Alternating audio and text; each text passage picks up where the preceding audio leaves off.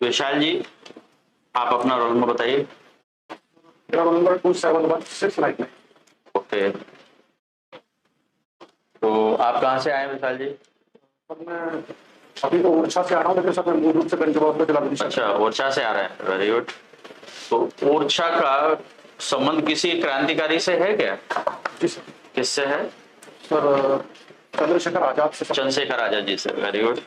तो चंद्रशेखर आजाद जी वहां पर रहे थे, तो किस नाम से रहे थे वो? ओरछा में गुप्त रूप में रहे ना? सर हरिनारायण ब्रह्मचारी के नाम से रहे। Very good, very good. उनका जो आश्रम था वो किस नदी के किनारे था? सर सातार नदी के किनारे। शारदा, सातार नदी है। सातार नदी। ओके, अच्छा। ये जो आपका ओरछा नगर किसने बसाया था? अच्छा, वहां पर कौन कौन से महल हैं? सर जैसे जहांगीर महल है, उसके अंदर राजा का महल है। और सर वहाँ छतरिया भी है, सर इससे बुंदेला राजा बुंदेला राजा हुए। और सर राजा राम जी का तो मंदिर है वहाँ पर फेमस।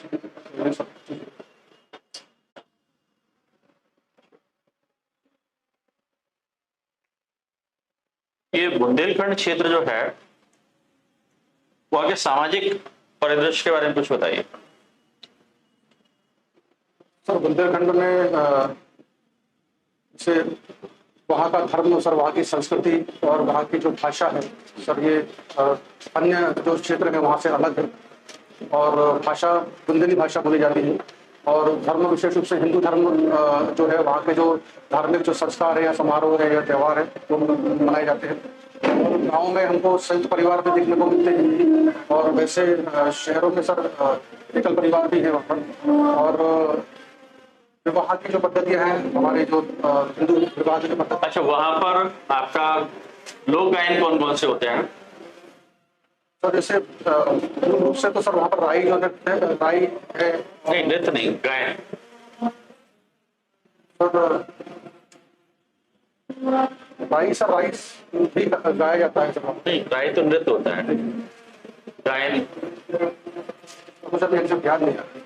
अच्छा, आला गायन सुना हुआ आपने? जी सर, आला गायन है सर, है ना?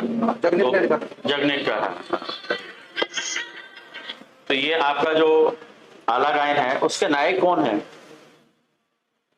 गायक मतलब जो आलाखंड है, आला जगनीत का सर लिखा हुआ है, तो उसके जो पात्र हैं उसमें कौन कौन है, कुछ पता है?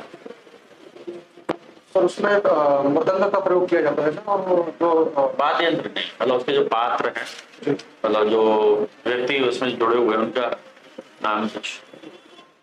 और नाम तो ध्यान नहीं आ रहा। बुंदेलखंड क्षेत्र में जो आपकी संस्कृति है, शौर्य और सौंदर्य की संस्कृति मानी जाती है, तो ऐसा क्यों कहा जाता है? शौर्य और सौंदर्य का संगम है। सर वहाँ पर जैसे कई राजा जो हुए हैं उन्होंने अपने शौर्य के माध्यम से अपना शौर्य का परिचय दिया है अपने मतलब लड़ाइयों के माध्यम से। इसके बाद में सर वहाँ पर प्राकृतिक सौंदर्य की अगर बात करें तो प्राकृतिक सौंदर्य भी वहाँ पर काफी है सर। तो इस कारण से सर शौर्य की भूमि तो शुरू से रही है। जैसे हमारे जो भूषण है, कभी उन्होंने यहाँ के बुंदेलखंड के राजाओं के बारे में काफी कुछ लिखा हुआ है, उनके शौर्य गाथा का वर्णन किया हुआ है। और जगनीत के द्वारा जो आलाखंड लिखा हुआ है, जो रावण लड़ाइयों का आलाउद्दीन की उनका वर्णन किया गया है। तो भूषण देखिए, कोई एक राजा थे, ओरछा के राजा थे, किसके दरबार में थे? दरबारी कवि थे। वीर सिंह बुंदेला के शायद मुझे चलिए, मध्य प्रदेश का जो आदिवासी समाज है उसके बारे में कुछ बताइए। तो मध्य प्रदेश में आदिवासी बहुल क्षेत्र है। और लगभग 21% जनसंख्या मध्य प्रदेश में जनजातियों की पाई जाती है। और यहाँ पर विभिन्न प्रकार की जनजातियां मध्य प्रदेश में निवास करती हैं, जिनका अपना पहनावा है, अपनी जाति है, अपना उनका धर्म है और उनकी संस्कृति अपनी विविध संस्कृति है। तो इस तरह से काफी विविधताएं सर हमारे यहाँ जनजातीय समाज में देखने को मिलती है। उनके अपने नृत्य है, उनकी अपनी भाषाएं हैं, उनके अपने विवाह के तरीके हैं। इस तरह से काफी विविधताएं सर समाज में। इमाइल दुर्खिम के द्वारा जो मेथोडोलॉजी की बात की गई है, समाज शास्त्री पद्धति के बारे में बात की गई है, तो वो क्या है? सर वो उनकी जो मेथोडोलॉजी है वो सामाजिक तथ्यों पर आधारित है और वो सामाजिक तथ्यों को ही के माध्यम से ही समाज को समझने का प्रयास करते हैं और सामाजिक प्रतिनिधानों के अध्ययन को समाजशास्त्र कहते हैं। और सर यही उनकी पद्धति है। अरे, अच्छा ये बताइए, पार्सन्स का आपका जो प्रकारवाद है उसमें क्या कहा गया है? सर पार्सन जो है वो सामाजिक क्रियाओं के अध्ययन को ही समाजशास्त्र कहते हैं और उन्होंने सामाजिक क्रियाओं के माध्यम से ही समाज को समझने की बात की है कि समाज के माध्यम से उसको समझा सकता है। और उनका जो प्रकारवाद है वो मतलब वो धर्म है, परिवार है, इसके जो समाज की संस्थाएं हैं इनके माध्यम से ये कहते हैं कि इनका बड़ा योगदान है समाज की व्यवस्था को बनाने के लिए और समाज के संतुलन के लिए। तो वो संतुलन के माध्यम से परिवर्तन की बात करते हैं सर। मतलब प्रकारवाद की जो बात करते हैं वो संतुलन के माध्यम से परिवर्तन की बात। इन्होंने एक मॉडल दिया था AGIL, उसके बारे में बताएं। सर उन्होंने प्रकारात्मक पूर्व आवश्यकताएं बताई थी और उन्होंने 4 जो अक्षर थे, प्रारंभिक अक्षर उनके नाम इससे उन्होंने अपने प्रकारवाद को समझाया था। उसमें एजिल मॉडल में इसको कहते हैं कि A फॉर एडॉप्शन होता है, G फॉर कोलेटनमेंट होता है, I फॉर इंटीग्रेशन और L फॉर लेटेंसी। तो ये उन्होंने कहा था कि ये प्रकारात्मक पूर्व आवश्यकता है और समाज में व्यवस्था को लाने के लिए सर इन सब का एक पूर्व आवश्यकता के रूप में ये काम करते हैं समाज। Very good. GS घुरिये के द्वारा जाति के बारे में क्या बताया गया? घुरिये जो थे वो रिजले के शिष्य थे और उन्होंने जो रिजले के में जो जाति की उत्पत्ति का प्रजाति सिद्धांत दिया था वो उसको फॉलो करते थे, प्रजाति सिद्धांत को। और वो कहते थे कि भारत में जो जातियां हैं वो कहीं ना कहीं मतलब उन्होंने समाज जातियों की जो बात की थी उन्होंने उसकी विशेष जातियों की विभिन्न विशेषता बताई थी। 6 विशेषताएं बताई थी। जी सर।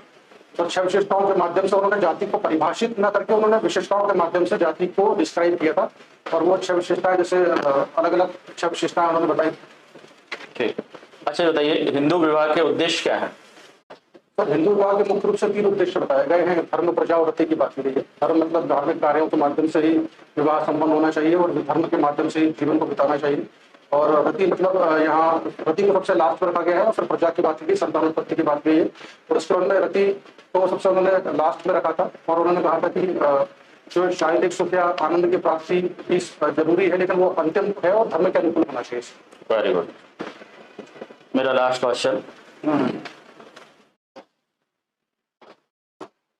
ये जनजातीय क्षेत्रों में जो विस्थापन होता है तो वो किस किस वजह से होता है? तो जनजातीय जो क्षेत्र है उनकी अपनी समस्याएं हैं और उनके विस्थापन के कई सारे कारण हैं। जैसे हम जो डेवलपमेंट प्रोजेक्ट्स होते हैं, चाहे वो नहरों के हों चाहे बांधों को लेकर हो, इनको विस्थापन का कारण होता है। दूसरा सर कुछ ऐसे कारण हो सकते हैं जिनको हम जातीय कारण हो सकते हैं या कुछ ऐसे जंगलों में जो रहते हैं तो वहां पर कोई ऐसा प्रोजेक्ट चलाया जा रहा है तो उस कारण से विस्थापन हो सकता है। तो सर इस तरह के कई सारे कारण हैं जिसके माध्यम से उनको। ठीक सर। विशाल जी, मुझे एक चीज बताइएगा कि सोशियोलॉजी का और बेरोजगारी का कोई संबंध है क्या? सोशियोलॉजी से हम बेरोजगारी खत्म कर सकते हैं? और कर सकते हैं। हाँ जी, कैसे कर सकते हैं? तो जैसे पहले तो हम समाज में जो हमारे संस्थाएं हैं, सब समाज में संस्थाएं कार्य कर रही है उन संस्थाओं के माध्यम से हम पहले तो जागरूकता हम समाज के अंदर लाने का प्रयास करें।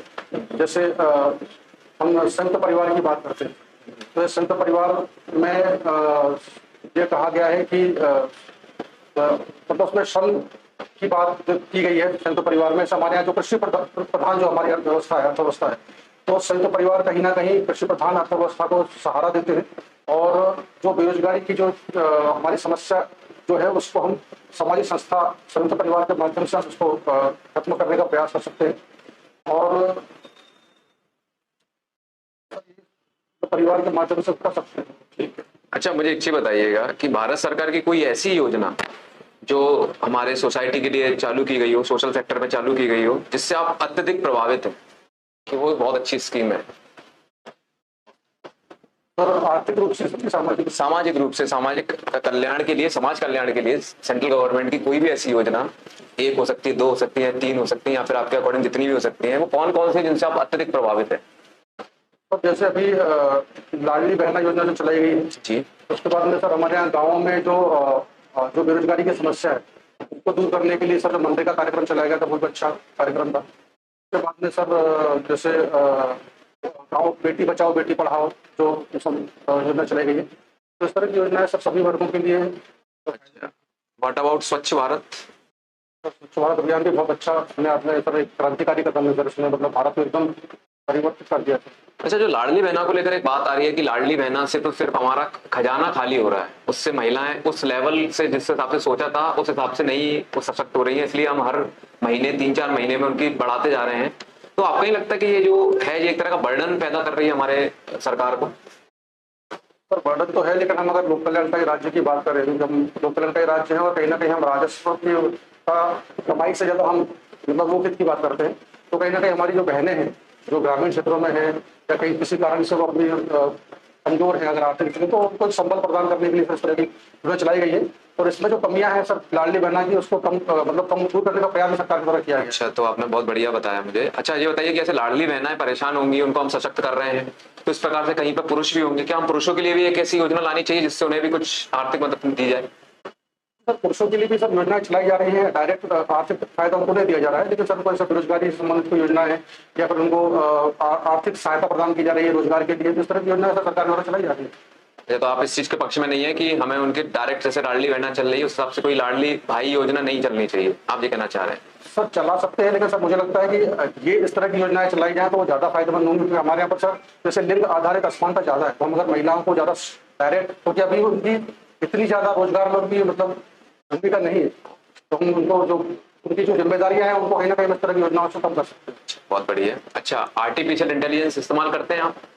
ठीक हो नहीं करते। नहीं करते हैं? सुना तो होगा आर्टिफिशियल इंटेलिजेंस। तो आर्टिफिशियल इंटेलिजेंस कैसे हमारे समाज में बदलाव ला रहा है? और आर्टिफिशियल इंटेलिजेंस धीरे धीरे सर बदलाव ला रहा है और आगे उसकी भूमिकाएं और बढ़ी जाएंगी। तो शिक्षा के क्षेत्र में हम बात करें या फिर हम टेक्नोलॉजी में और भी सारे जो समाज में जो परिवर्तन आ रहे हैं, और रेलवे है या हम नहीं, जैसे कि क्या परिवर्तन आ रहा है, मैं वो परिवर्तन जानना चाहता हूँ। तो शिक्षा के क्षेत्र की बात करें तो शिक्षा में एआई के माध्यम से, जैसे कंप्यूटर में एआई के माध्यम से हम कोई भी चीज सर्च कर पा रहे हैं, बहुत जल्दी सर्च कर पा रहे हैं, या हम चैट जीपीटी वगैरह है इसमें हम एआई का उपयोग कर रहे हैं आजकल। शिक्षा के क्षेत्र में सर कई ऐसे सारे टीचर्स हैं जो एआई के माध्यम से बच्चों को पढ़ा रहे हैं, आईआईटी वगैरह में भी और स्कूली शिक्षा में भी आ रहे हैं, तो इस तरह की चीजें डायरेक्ट हो रही है। बहुत बढ़िया। अच्छा, आप यूट्यूब देखते होंगे, तो यूट्यूब या फिर अलग जितनी सोशल मीडिया है उनके माध्यम से हमारे समाज में क्या बदलाव आया है?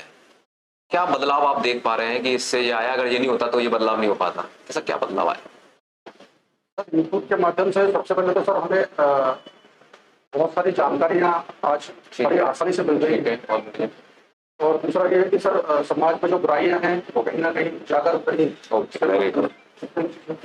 बहुत बढ़िया। चलिए, मेरा लास्ट प्रश्न है आपसे कि क्या भारत में अभी हम किसी प्रकार का, जिस प्रकार से हम लोग देख रहे हैं बार बार रिजर्वेशन को लेकर मांग बढ़ती जा रही है, अलग अलग सरकार अपने अलग अलग तथ्य प्रकट कर रही है, तो आपको लगता है कि रिजर्वेशन की जो सीमा है अब उसको हमें बढ़ा देनी चाहिए या फिर उसको और कम करना चाहिए, या फिर अभी जितनी है उतनी ही रहने देनी चाहिए? आपके हिसाब से क्या आपके चीज है, अगर एक समाज को हमें बढ़ाना है तो उसके लिए क्या रिजर्वेशन की भूमिका होनी चाहिए आगे? तो रिजर्वेशन सबसे पहला मोटिव तो ये है कि जो दुर्बल वर्ग है उनको हम ऊपर ला सके, पहला मोटिव तो हमारा यही है। तो वो कहीं ना कहीं सही तरीके से अगर लागू किया जाए तो ज्यादा हम इसको मतलब हमारी भी लाभकारी बना सकते हैं। दूसरा ये है कि कहीं ना कहीं उनको एक निश्चित सीमा तय करना भी जरूरी है, क्योंकि हम आज विश्व में एकदम विकसित देश के लोग जा रहे हैं, तो कहीं ना कहीं कुछ लिमिट को तय करना पड़ेगा आवश्यक। Very good. विशाल जी, तो आज कुछ स्पेशल है? टीचर्स डे और आसपास बहुत जैसे कुछ आपने आवाज सुनी होगी, गणेश विसर्जन भी है, ईद भी है, ओणम भी है, टीचर्स डे भी। इन सभी को आप समाज शास्त्रीय दृष्टिकोण से इनमें क्या देखते हैं? मतलब हमारा जो भारत देश है विविधताओं वाला देश है, और मतलब हम उत्सव प्रेमी लोग, तो इस तरह के जो त्योहार वगैरह होते हैं तो कहीं ना कहीं ये एक स्फूर्ति और मतलब एक जीवंतता समाज में पैदा करते हैं। तो मेरे ख्याल सर मैडम ये बहुत अच्छी चीज है, और मतलब अच्छा होता है, अच्छा माहौल बनता है। मैं शिक्षक दिवस भी है, तो समाज में अगर शिक्षक की भूमिका की बात करें तो आप थोड़ा सा समझाइए कुछ पॉइंट्स, क्या क्या भूमिका अदा करते हैं शिक्षक दिवस में? मतलब शिक्षक तो कहते हैं कि राष्ट्र का निर्माता होता है, और माता पिता के बाद में अगर सबसे बड़ी भूमिका होती है तो शिक्षक की होती है। तो अगर ये शिक्षक न केवल सिर्फ सिलेबस पढ़ाता है, बल्कि वो उस व्यक्ति को या जो छात्र को है एक अच्छा मार्गदर्शन देकर एक अच्छा और जिम्मेदार नागरिक बनाने में शिक्षक की बहुत बड़ी भूमिका होती है। तो सामाजिक गतिशीलता, ठीक है, तो समाज में जो परिवर्तन होते हैं उनको हम सामाजिक गतिशीलता कह सकते हैं। किस प्रकार की परिवर्तन, थोड़ा एग्जाम्पल दें, कैसे समाज में वर्तमान में कैसे समझें? समाज में मैडम जैसे गतिशीलता जैसे पद को लेकर है या स्थान को लेकर है, इस तरह का जो परिवर्तन है हमको जो समाज में देखने को मिल रहा है उसमें गतिशीलता के अंतर्गत जैसे अंतरपीढ़ी गतिशीलता हम देखते हैं समाज में। इस तरह की गतिशीलता वो जरूरी है। तो अगर गतिशीलता नहीं होगी तो समाज स्थिर हो जाएगा, और समाज स्थिर हो जाएगा तो फिर मैडम वो विकास नहीं कर पाएगा। तो परिवर्तन तो बहुत जरूरी गतिशीलता होगी। तो ये गतिशीलता जो है पॉजिटिव और नेगेटिव दोनों होती है। पॉजिटिव ज्यादा होती है मैडम गतिशीलता, नेगेटिव इस सेंस में है कि अगर कभी कभी अनावश्यक अनिश्चित रूप से अगर गतिशीलता होती है तो वो कहीं ना कहीं नेगेटिव। पारिवारिक विसमरसता, इसको कैसे समझना है? पारिवारिक विसमरसता का मतलब ये है कि परिवार में जो सदस्य हैं उनके बीच में अगर संबंधों में कहीं ना कहीं गिरावट आ रही है तो हम उसको पारिवारिक विसमरसता के रूप में देख सकते हैं। आपने एलएलबी भी किया है, जी। तो आप जो है तलाक से संबंधित जो विधि, तलाक की बात हमारे यहाँ पर हिंदू विवाह अधिनियम में इसका उल्लेख किया गया है 1955 जो आया था, और उसमें ये कहा गया है कि अगर मतलब एक तो मतलब अपनी इच्छा से तलाक ले सकते हैं, म्यूचुअल जो तलाक है उसको ले सकते हैं धारा 13 के अंतर्गत, और उसमें फिर एलिमनी का प्रावधान भी किया गया है। और